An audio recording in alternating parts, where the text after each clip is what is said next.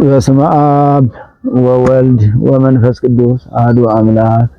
የተወደዳችሁ የእግዚአብሔር ቤተሰቦች እንኳን ለእመቤታችን በዓለ ትንሣኤዋ በዓለ ዕርገቷ በሰላም በጤና አደረሰን አደረሳችሁ። ነሐሴ 16 ቀን የእመቤታችን ትንሣኤዋና ዕርገቷ በጋራ የሚከበሩበት ዕለት ነው። ይህም በዓል የእመቤታችን በዓላት ተብለው ከሚታወቁ ከ33ቱ በዓላት አንደኛው ነው። እመቤታችን ዕረፍቷ ጥር 21 ቀን ሆኖ ባረፈችበት ዕለት ክፉዎቹ አይሁድ ለምቀኝነት የማያርፉ ስጋዋን እናቃጥል ብለው ተሰብስበው ወደዚያ መተዋባት ነበርና ጌታ ኢየሱስ ክርስቶስ ያንን ስጋውን ከነሱ ነጥቆ ማለት ነው እነ ታውፋንያ የሚባሉ እንደውም ቀርበው ለማቃጠል ሲጣጣሩ የነበሩትን እጃቸውን ተቀጥቶ ነገር ግን በኋላ ተመልሶላቸው ቅዱስ ጴጥሮስ ጸልዮ መልሶለታል። እመቤታችንን ወደ ገነት ከሕይወት ዛፍ ስር አሳረፋት ጌታ ኢየሱስ ክርስቶስ። መቼ? ጥር 21 ቀን።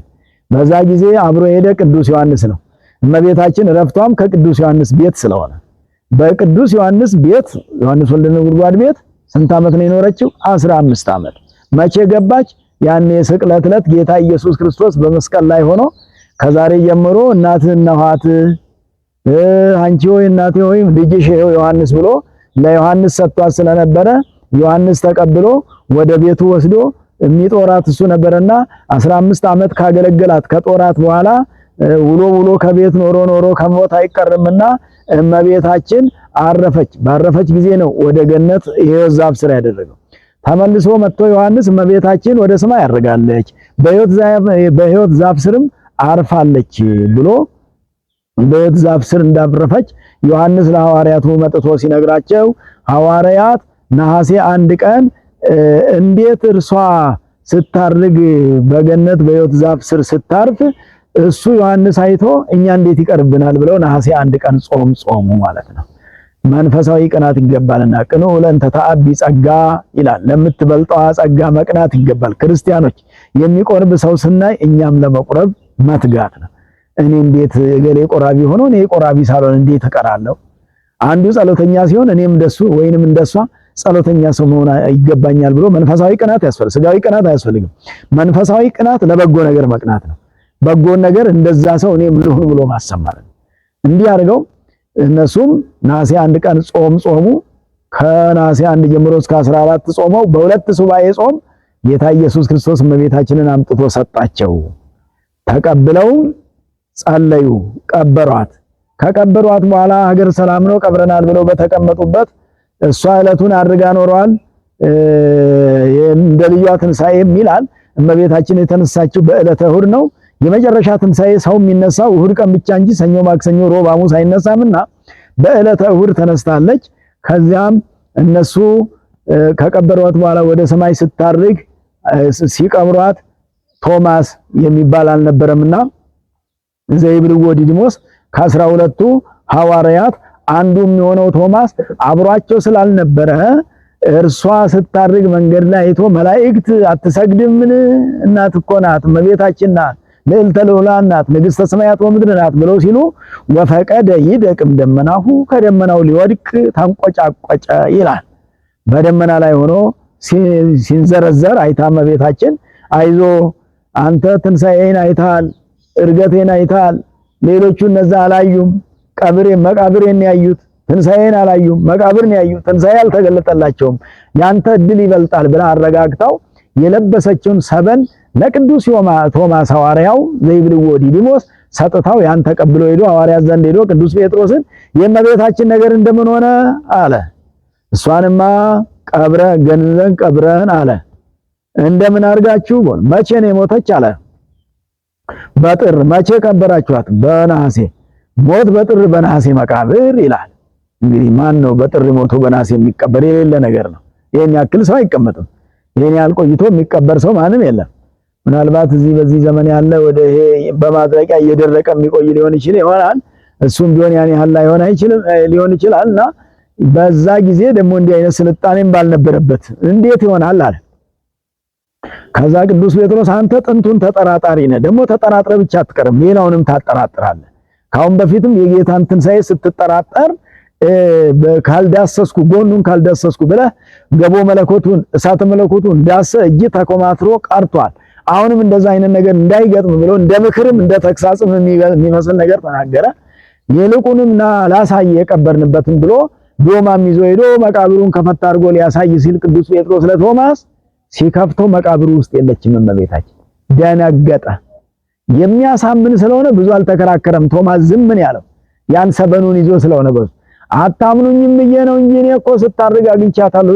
ይሄ የሷ ልብስ አይደለም ወይ? ይሄ ልብስ ሰጣኛለች። አሁን ልክ ነው፣ በዚህ እኔ ገነዝ ነው ብሎ አስታወሱ። በአመቱ ስለሆነ ማለት ነው። አስታወሱና በአመቱ መልሰው እንደገና ሱባኤ የገቡ ነሐሴ 1 ቀን ለቶማስ የተገለጭ በፊት ለዮሐንስ፣ አሁን ደግሞ ለቶማስ ተገልጣ ለኛ ቀርታብናለች። የሷን ትንሣኤዋን እርገቷን ሳናይ ብለው ድጋሜ ነሐሴ ላይ ጾሙ። 14 ቀን ሞላ። በ15ኛው ተጋብኦተ ሐዋርያት ሆነ። በ16ኛው ነሐሴ 16 ቀን ጌታ ኢየሱስ ክርስቶስ አምጥቶ ሰጥቷቸው እሷን መንበር አድርጎ ቀድሶ አቁርቧቸው ስታርግ አይተዋታል።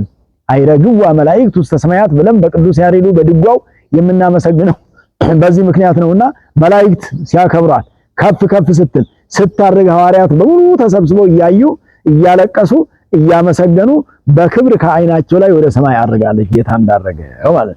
ስለዚህ ነሐሴ 1 ቀን የተነሳችና ያረገችበትን ዕለት የምናከብር ስለሆነ ይልቁኑ በዚህ በገዳማችን በታይካ ነገሥት በዓታ ለማርያም ሱባኤያተኞች አላችሁ፣ እየተመላለሳችሁ እያስቀደሳችሁ የማታውንም ምህላ የምትሳተፉ አላችሁ። በዚሁ አካባቢ ባሉ አብያተ ክርስቲያናት እንግዲህ በመንበረ መንግስት ቅዱስ ገብርኤልም የምትገለገሉ አላችሁ። በሱባኤው በሁሉም አለ። ንግሱ ግን የበዓታ ስለሆነ ኪዳነ ምሕረት በዚህ ንግስ ስላለ ንግሱም ላይ ተገኝታችሁ እንድታነግሱ መልእክትም እያስተላለፍን ትንሣኤዋን እርገቷን የምናከብርበት ዕለት ነው።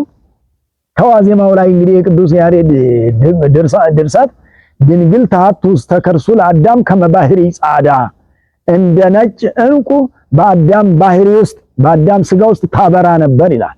በአዳም ሕይወት ውስጥ ታበራ ነበረ ድንግል ማርያም ነው። ድንግል ማርያም በአዳም ባህሪ ውስጥ ነበረች። አደፉ ጉድፉ ሳይነካው ጥንታብሶ ሳያገኛት ያለችው በአዳም ባህሪ ውስጥ ነው። ነገር ግን ጥንታብሶ አላገኛትም። ባቄላ በጋራ በጎላ ተሞልቶ ውሃ ፈልቶ ተቀቅሎ ብዙዎች ባቄላዎች በስለው ንፍሮ ሲሆኑ ሲነፍሩ አንዱ ሳይበስል ይወጣል።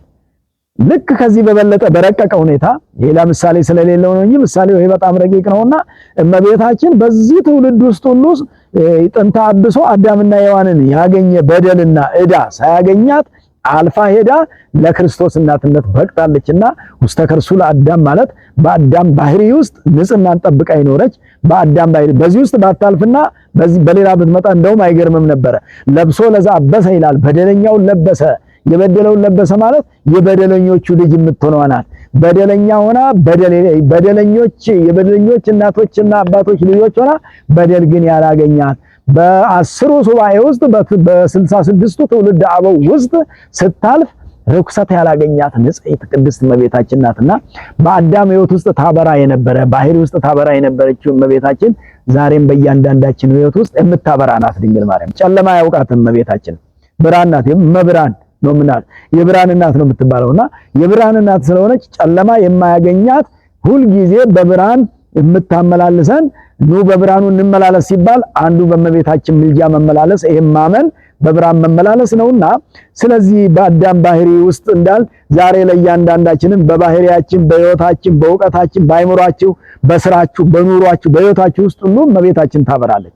እመቤታችን ላይ ያበራችልን ደግሞ አይጨልምበትምና ኦርቶዶክሳውያን በሙሉ የእመቤታችንን በዓል ትንሣኤዋን እርገቷን ለማክበር የተዘጋጃችሁ ሁሉ እመቤታችን በሕይወታችሁ ውስጥ በስራችሁ ውስጥ የምትማሩትን በትምህርታችሁ ውስጥ በምትሰሩት መልካም የሕይወት ስራ ውስጥ ሁሉ እመቤታችን ታበራላችሁ።